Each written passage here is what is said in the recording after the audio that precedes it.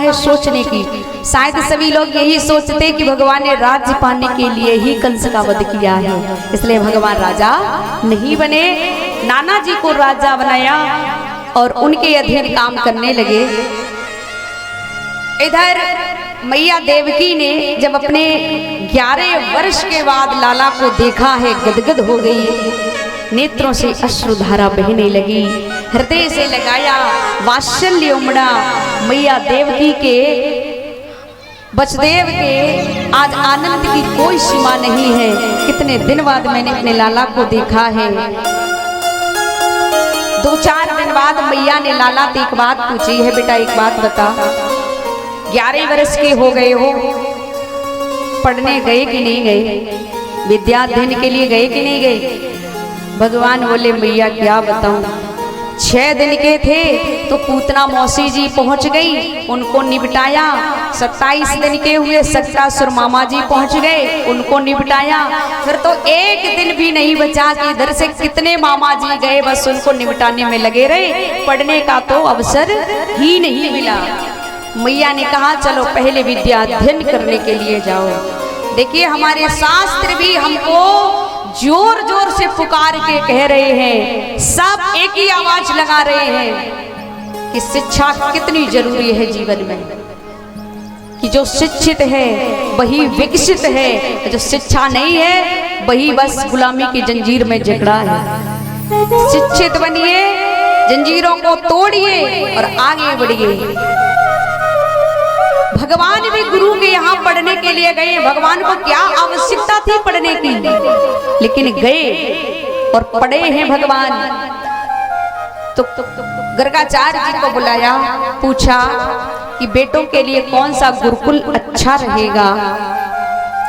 गर्गाचार्य ने बताया उज्जैन में आप एक संत हैं जिनका नाम है संदीपनी, उनके यहाँ भेज दीजिए। कृष्ण बलराम को भेजा गया, सर के केशों का मुंडन करा दिया, मोटी सी एक चोटी रखा दी, बस। आज भगवान गए पढ़ने के लिए, तो अपने बच्चों के बारे में सोचिए, भविष्य के बारे में सोचिए। माताएं, मैंने हर दिन आपको इस चीज के लिए अवगत कराया है कि हम एक साड़ी में चाहे 1 वर्ष बिताएंगे, लेकिन बच्चे को शिक्षा जरूर दिलाएंगे। 1 गिलास दूध हम कम पिएंगे, लेकिन बच्चे को पढ़ाएंगे जरूर। हम ब्यूटी पार्लर नहीं जाएंगे, हम पिकनिक मनाने नहीं जाएंगे, हम तीर्थों में नहीं जाएंगे, हम भागवत नहीं कराएंगे, हम कथा नहीं कराएंगे। लेकिन जब मेरा बच्चा शिक्षित हो जाएगा, बच्चे का भविष्य सुरक्षित हो जाएगा, उसके बाद में उम्र पड़ी है, भागवत भी कराइए, कथा भी कराइए, धर्म के आयोजन भी कराइए, पिकनिक भी मनाइए और आप तीर्थों में भी जाइए। लेकिन जब तक बच्चे का भविष्य सुरक्षित नहीं है, तब तक हम ये फालतू के काम बिल्कुल नहीं करेंगे, क्योंकि आने वाला कल तभी सुनहरा हो सकता है। और ऐसा भी नहीं कि शिक्षा के साथ साथ संस्कारों को भी भूल जाओ, संस्कार बिल्कुल मत भूलिए, शिक्षा तो है ही है। आजकल के जो कॉन्वेंट है भैया, उनमें गुड मॉर्निंग तो सिखाया जाता है, लेकिन प्रणाम नहीं सिखाया जाता। अब मॉम और डैड तो सिखाया जाता है, लेकिन माता और पिता नहीं सिखाया जाता। तो ये संस्कार हम अपने बच्चों को घरों में देंगे कि बड़ों को कैसे सम्मान करना चाहिए और प्रणाम करने से क्या क्या मिलता है। जब हम बड़ों को प्रणाम करते हैं तो कोई भी बच्चा हो जब बड़ों को प्रणाम करेगा, सहज ही आशीर्वाद निकल पड़ेगा, बच्चे का भविष्य उज्जवल हो, तुम चिरंजीवी रहो। जब बड़े आशीर्वाद देते, जब बुजुर्ग आशीर्वाद देते हैं, तब हमारे जीवन में सफलता आती है। कोई भी हुआ, जो बने हैं आज, जिनका जीवन संभरा है, बड़ों के आशीर्वाद से संभरा है। मेहनत आपकी, आशीर्वाद बड़ों का, तो बड़े आशीर्वाद तभी देंगे जब हम उनको प्रणाम करेंगे। ये अपने अपने घरों में, ये जो मम्मी और पापा भी मैं कहूँ कि मत कहलवाओ। बच्चे पढ़ लिख के आ जाते हैं, मोबाइलों में व्यस्त हो जाते हैं, टीवी मोबाइल उनका जीवन हो जाता है। माता पिता अपने सही सगे संबंधी भाई बहन भाई भाई दो मिलकर के नहीं रहते, उनकी दूरियां बढ़ती जा रही हैं और हम लोग कहते हैं कि हम लोग तरक्की कर रहे हैं। बच्चा आपको डैड बोल रहा है और हम कहते हैं कि हमने तरक्की कर ली है। अरे तरक्की नहीं, हम अपने बदनसीब पर रो रहे हैं। बच्चा हमको डैड कह रहा है, डैडी डैड मॉम, ये सब क्या है? ये हमारे हिंदुस्तान की हमारे भारत की संस्कृति नहीं है कि बच्चा हमको डैड कहे और मॉम कहे। हमारे भारत में तो माता और पिता बोला जाता था। ये किसने दिया? ये इंग्लिश मीडियम और कॉन्वेंटों ने दिया। गुरुकुल को भूल करके हम जब तक उन कॉन्वेंट की तरफ भागते रहेंगे, पाश्चात्य शैली को अपनाते रहेंगे, तब तक संस्कारों से नहीं जुड़ सकते। जब तक संस्कार नहीं होंगे, शिक्षा किसी काम की नहीं है। शिक्षा के साथ साथ संस्कार हो, वही शिक्षा काम करेगी, वही विकास करेगी। और ऐसा भी नहीं कि पढ़ लिख करके फिर हम एक ही लकड़ी पर दौड़ ले कि बस नौकरी चाहिए नौकरी चाहिए। अरे भैया, नौकरी के पीछे भागोगी, कितनी आबादी है भारत की, यदि सारे सरकारी नौकरी की तरफ भाग लेंगे तो फिर नौकरियां कहां से आएंगी?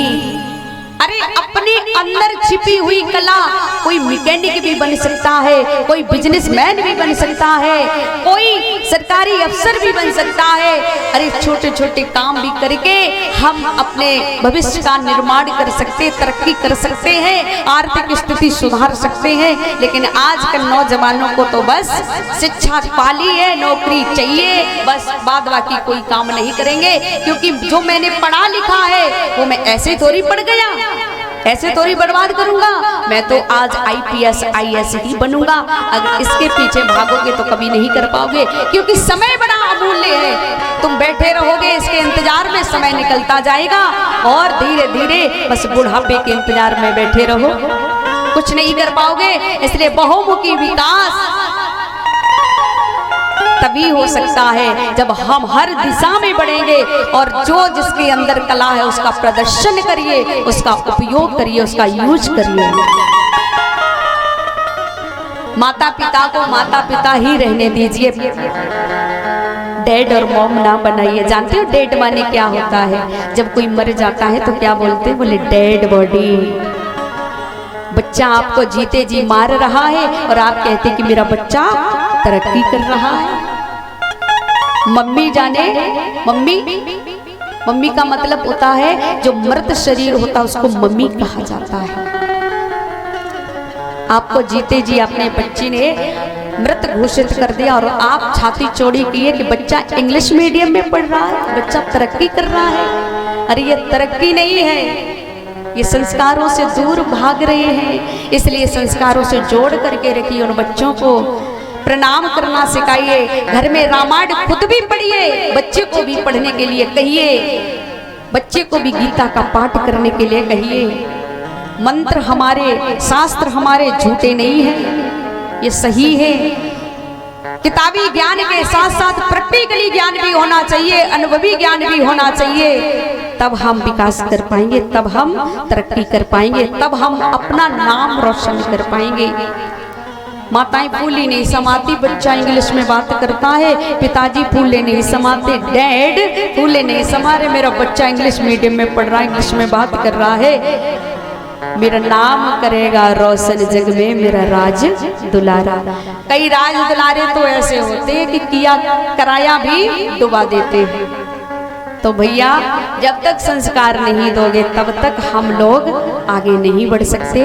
इसलिए भगवान भी गए हैं विद्याध्ययन के लिए और कितने दिन में गुरु सांदीपनि के यहाँ पर मात्र 64 दिन में सारी विद्या पाई है और विद्या पा करके अपने यहाँ आए। वही सुदामा नाम के ब्राह्मण बालक से भगवान की मित्रता हुई है। आगे कथा आएगी। और भगवान जब मथुरा आ गए तो धीरे धीरे समय व्यतीत हो रहा है। एक दिन मैया देवकी ने भोजन बनाया कि आज मैं अपने लाला को अपने हाथ से भोजन कराऊंगी। थाली में भोजन लेकर के आई। और जिस कक्ष में भगवान बैठे थे वहां भोजन लेकर के पहुंची। भगवान को निवाला तोड़ करके खिलाने वाली थी कि ठाकुर जी की नजर पड़ी है आज भोजन की थाली पर, तो क्या देखा है कि उसमें माखन का कटोरा रखा है। आज माखन को देख करके भगवान को अपनी यशोदा मैया की याद आ गई और भगवान रोने लगे। भोजन को प्रणाम करके छोड़ करके प्रभु वहां से चले गए। मैया देवकी नहीं समझ पाई कि लाला को क्या हुआ है। मैया चिंतित हो गई, पतो ना है आज मैंने इतना सुंदर भोजन बनाया, हार्दिक इच्छा ये थी कि लाला को भोजन कराऊंगी, पर मेरो कन्हैया तो मुझे रो करके चला गया, रूठ गया। उसी मथुरा नगरी के एक परम ज्ञानी गुरु बृहस्पति के शिष्य उद्धव जी, जो ब्रह्म के उपासक हैं, वो भगवान के मित्र बने हैं, बड़े ज्ञानी हैं। उन्होंने कक्ष में प्रवेश किया। मैया भी उदास बैठी है। अरे उद्धव तुम आ गए, अरे जाकर के देखो मेरो लाला आज पता नहीं काहे को रोयो। काहे भगवान? बोले अट्टालिका पर। उद्धव गए। आज भगवान वृंदावन की ओर देख रहे हैं और वृंदावन की ओर देख देख करके प्रभु रो रहे हैं, आंखें लाल हो गई हैं। उद्धव ने जाने जैसे ही पहुंचे, उद्धव को आता हुआ देखा, भगवान ने झट अपने पीतांबर से आंसू पोंछ लिए। उद्धव ने पूछा प्रभु क्या बात है, आपकी आंखें, आपके नेत्र रक्त हो रही है, लाल हो रही है।